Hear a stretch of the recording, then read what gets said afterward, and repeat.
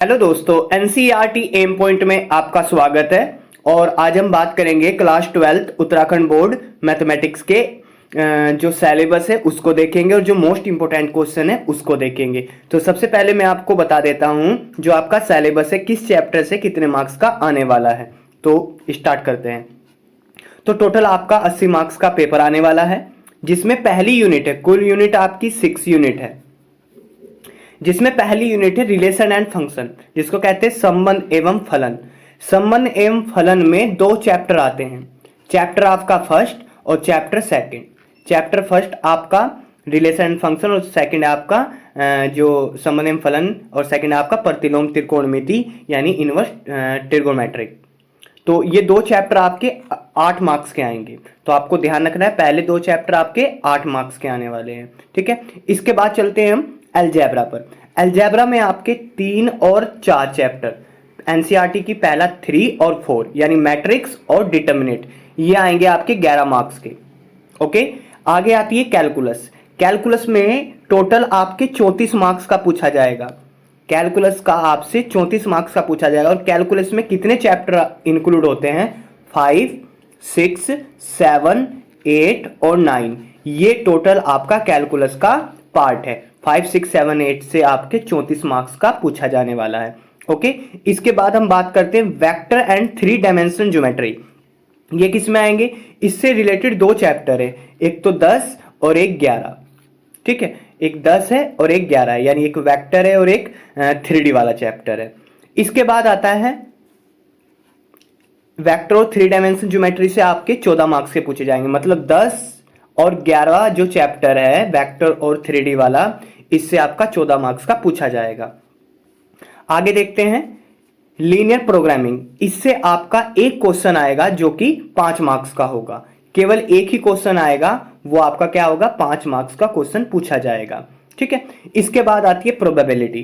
Probability से आपका 8 marks का क्वेश्चन 8 मार्क्स के क्वेश्चन आपसे पूछे जाएंगे। तो टोटल ये है। तो दोस्तों, ये क्लास 12 का आपका सैंपल पेपर है, इसके बारे में हम पहले बात कर लेते हैं। आपका जो समय रहेगा वो 3 घंटे का रहेगा और मैक्सिमम मार्क्स का जो पेपर होगा वो 80 मार्क्स का आपका पेपर आने वाला है। सभी पर्सन आपके अनिवार्य हैं और टोटल पर्सन 26 पर्सन होंगे। जो पर्सन संख्या 1 होगी वो MCQ टाइप की होगी, जिसमें 8 खंड होंगे, क ख ग।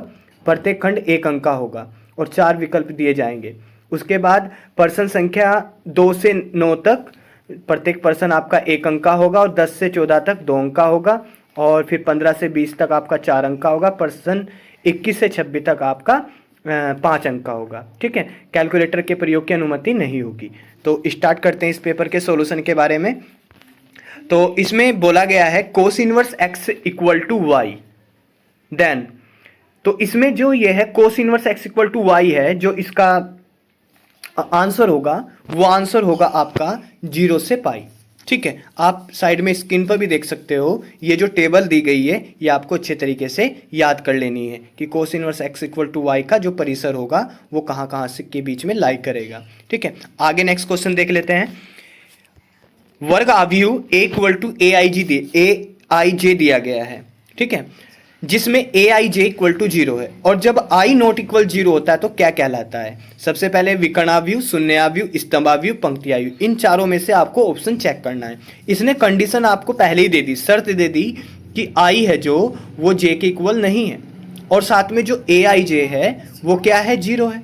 तो आप समझ कर चलना, जब आप मैट्रिक्स का फॉर्मेशन करते हो आप, तो आपके जो डायगोनल के एलिमेंट होते हैं, विकर्ण के एलिमेंट होते हैं, उन सब में i इक्वल टू j होता है।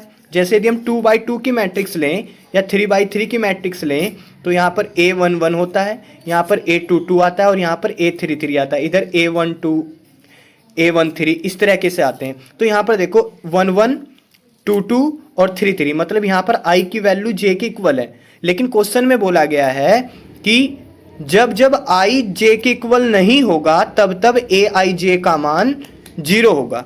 तो इसका मतलब ये हुआ कि हमारे पास जो, यदि हम 2 की लें, a12, a11, a12, a21, a22, तो आप डायगोनल मैट्रिक्स में देख रहे हो यहाँ पर i j के इक्वल है, इस जगह i j के इक्वल है और i j के इक्वल है। तो और 1 2 क्या है, ये आई है, ये जे है, तो आई नॉट इक्वल जे, मतलब जहां जहां आई जे के इक्वल नहीं होगा वहां पर वैल्यू क्या होगी, 0। तो कहने का तात्पर्य ये हुआ कि डायगोनल एलिमेंट को छोड़कर सभी जगह क्या होने चाहिए, 0 0 होने चाहिए। इस तरह की मैट्रिक्स जो आपकी कहलाती है वो कहलाती है डायगोनल मैट्रिक्स यानी विकर्ण अवयव। तो ये आपको विशेष ध्यान रखना है। इस तरीके के जो मैट्रिक्स में है, मैट्रिक्स जो एक्सरसाइज दी गई है, जो फर्स्ट एक्सरसाइज दी गई है, उसमें आप ध्यान से देखना, उसकी जो डेफिनेशन है उस डेफिनेशन को आप बहुत ध्यान से देखना। उसमें डेफिनेशन सबकी दी गई है, विकर्ण अवयव, अदिश अवयव, शून्य अवयव, स्तंभ अवयव, तो उन सबको आपको अच्छे तरीके से पढ़कर जरूर जाना है। क्वेश्चन बन जो नेक्स्ट थर्ड है, साइन एक्स स्क्वायर का अवकलज होगा।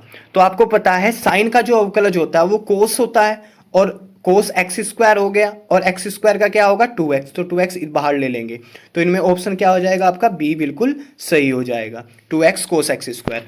इसके बाद फोर्थ पर बात करते हैं, 0 से 3 लिमिट दी गई और 1/1 प्लस एक्स स्क्वायर, ये किसके बराबर होगा, तो 1/1 प्लस एक्स स्क्वायर का पहले इसका समाकलन निकालेंगे अनिश्चित, तो tan इनवर्स x होगा, और जैसे tan इनवर्स x पर आप लिमिट लगाओगे 0 से √3, तो tan इनवर्स x, तो x की जगह हम tan इनवर्स √3 रखेंगे और माइनस tan इनवर्स 0, तो tan इनवर्स 0 तो 0 हो जाएगा, और tan इनवर्स √3 क्या होगा, हम तो ये देखेंगे कि tan √3 में कब वैल्यू देता है, तो tan π/3 पर, यानी 60 डिग्री पर √3 वैल्यू देता है, तो tan से tan इनवर्स कैंसिल हो गया, तो π/3 क्या आ जाएगा, इसका सही आंसर आ जाएगा, π/3 सही आंसर हो गया।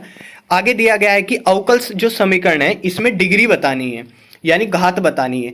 तो आप जरा ध्यान से देखो इस अवकल समीकरण को, क्या ये बहुपद के रूप में है, ये बहुपद के रूप में नहीं है, क्योंकि साइन के एंगल में dy/dx आ चुका है, इसकी वजह से ये बहुपद में नहीं है, और जो अवकल समीकरण बहुपद के रूप में नहीं होती उसकी घात निकालना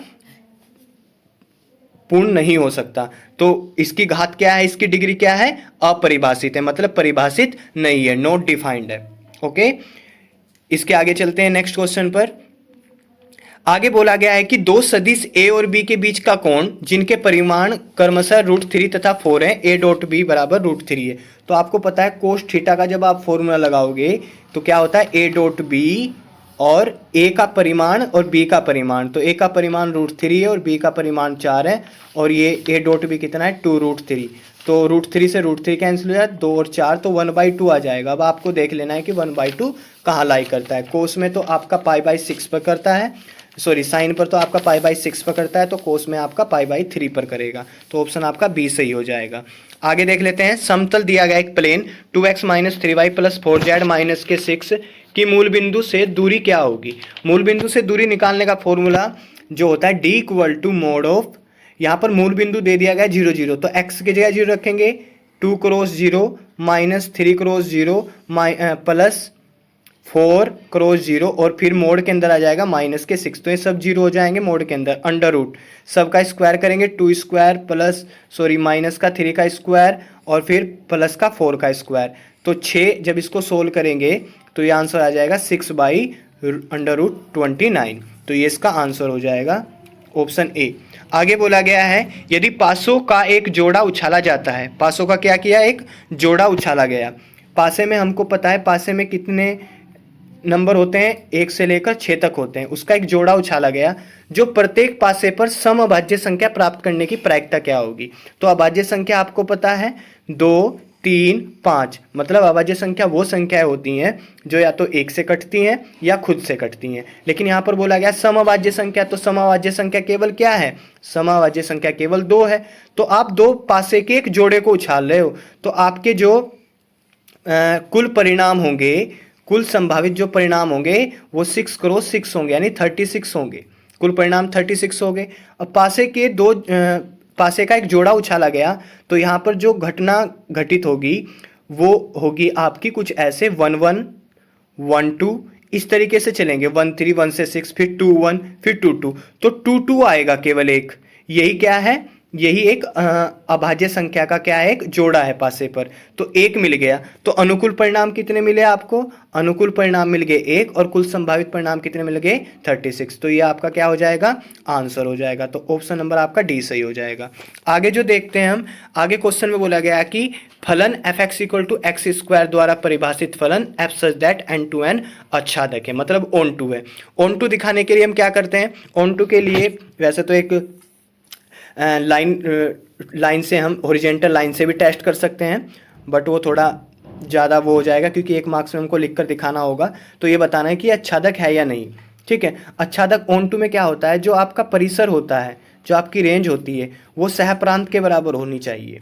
मतलब कहने का रेंज कोडोमेन के बराबर होनी चाहिए। आपको पता है ये आपका डोमेन है और ये आपका कोडोमेन है, ठीक है। तो जो रेंज है वो कोडोमेन के बराबर होनी चाहिए, या ये वाला आपको प्रॉपर्टी याद रखनी है, किसमें, आच्छादक में, ठीक है। तो इसको क्वेश्चन को सोल्व करने का तरीका क्या है कि हम जानते हैं कि एफ एक्स इक्वल टू क्या है, वाई है, ये हमने मान लिया।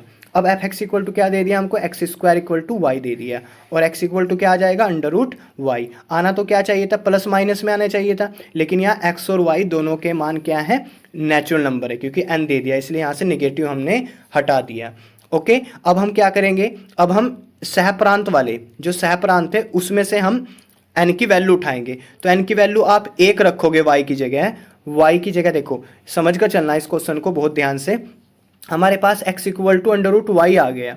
अब आप y को इस जो आपका सहप्रांत है ये वाला n, इसमें से आप y की वैल्यू उठाओगे। तो आपने मान लो 1 उठाया तो x 1 पर मिल गया, चलो सही है।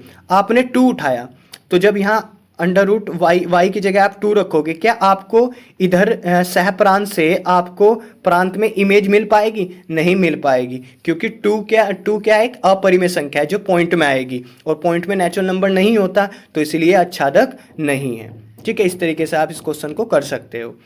बाकी इसका जो परिसर है, वो जो इसका परिसर आएगा, इसका परिसर क्या आएगा, यदि यहीं पर वैल्यू रखकर देखो, यहाँ से n प्रांत से आप वैल्यू उठाकर रखो, 1 आ गया, फिर 2 का स्क्वायर आपका 4 आ गया, फिर 9 आ गया, फिर आपका ऐसे चलता जाएगा।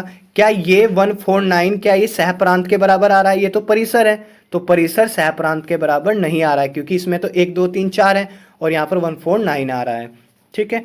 आगे देखते हैं, ये सारणिक दी गई, इसमें अवयव 3 का उपसारणिक बताना है। उपसारणिक का मतलब क्या होता है, माइनर। तो जिसका आप बता रहे हो उसकी पूरी रो को खत्म कर दो और उसके पूरे कॉलम को खत्म कर दो। 2 0 6 एक बचा, तो 2 इसका क्या हो जाएगा, आंसर हो जाएगा। इसके बाद sine inverse x plus cos inverse x का एक्स के सापेक्ष अवकलन आप आराम से ज्ञात कर सकते हो। बाकी सभी क्वेश्चन जहाँ से क्वेश्चन पूछे जा रहे हैं वहाँ से आपको तैयार करके जरूर जाने हैं। और विशेष आपको एमसीक्यू में आपको विशेष ध्यान रखना है, जितना भी थ्योरी वाला पार्ट है वो ज़्यादा आपको ध्यान रखना है। और केवल यदि क्वेश्चन बाहर से आएगा तो एमसीक्यू का ही क्वेश्चन बाहर से आएगा, अदरवाइज जितने भी ये क्वेश्चन दिए गए 1 जो 2 मार्क्स के 3 के और 5 मार्क्स के जितने भी आएंगे ये सभी आपकी बुक से आएंगे, इतना तो गारंटेड है, ठीक है। तो ये सभी क्वेश्चन आप आसानी से सोल्व कर सकते हो, बाकी लेंथी वीडियो हो जाएगी। देखिए, हाँ, इसमें क्वेश्चन दिया गया है, इसको मैं आप समझा देता हूँ। एक्स अक्ष का कार्तीय समीकरण त्रिविमीय रूप में ज्ञात कीजिए। तो एक्स अक्ष का कार्टेशियन इक्वेशन आपको 3 डायमेंशनल में निकालनी है। तो इसका जो आंसर हो जाएगा एक्स अक्ष का, तो x माइनस के 0/1, y माइनस के 0/0 और z माइनस के 0/0, ये इसका क्या हो जाएगा, कार्तीय रूप इसका हो जाएगा 3 डायमेंशन में, ठीक है। इसका आंसर ये हो जाएगा। बाकी देखो ये खंड सभी से आ रखा, आंशिक भिन्न से क्वेश्चन आ रखा, और प्रायिकता से भी एक क्वेश्चन पूछा जा रखा 2 मार्क्स से। तो पेपर तो इसी तरीके से बनने वाला है मैथ का, और आसान बनेगा, ठीक है। आगे मैं आपको ये क्वेश्चन बता देता हूँ। धनात्मक परिमेय संख्याओं के समुच्चय Q में A स्टार B बराबर AB/2 द्वारा परिभाषित द्विआधारी संक्रिया स्टार के लिए तत्समक अवयव यानी आइडेंटिटी एलिमेंट और प्रतिलोम यानी इनवर्स आपको ज्ञात करना है। इस क्वेश्चन को आपको ध्यान से समझ कर चलना होगा, 4 मार्क्स का क्वेश्चन है। देखो, जब भी हम आइडेंटिटी एलिमेंट निकालते हैं तो यहाँ पर A और B किस में है, A और B किस में आपके, ये रेशनल नंबर में, परिमेय संख्या में। तो जो आइडेंटिटी एलिमेंट निकालने की प्रॉपर्टी है वो है A star E equal to A या E star A equal E star A, ये होती है। तो इनमें से 2 को ले लो, A स्टार E A। तो हमने क्या लिया, हमने इसमें से 2 को ले लिया। ई क्या है आपका तत्समक अवयव यानी आइडेंटिटी एलिमेंट है, तो ए स्टार ई इक्वल टू ए आ गया। अब ए और ए की जगह तो ए ही काम कर रहा है और ई की जगह बी काम कर रहा है, तो ये रिलेशन आपको दिया हुआ है, तो ए ई बाई 2 आ जाएगा और साथ में ए है, ए से ए कैंसिल कर देंगे तो ई बराबर क्या आ जाएगा 2 आ जाएगा। और ई किस में बिलोंग करना चाहिए आपका, ई आपका बिलोंग करना चाहिए क्यू में, तो 2 तो परिमेय संख्या है। ठीक है, आगे हम निकालते हैं प्रतिलोम।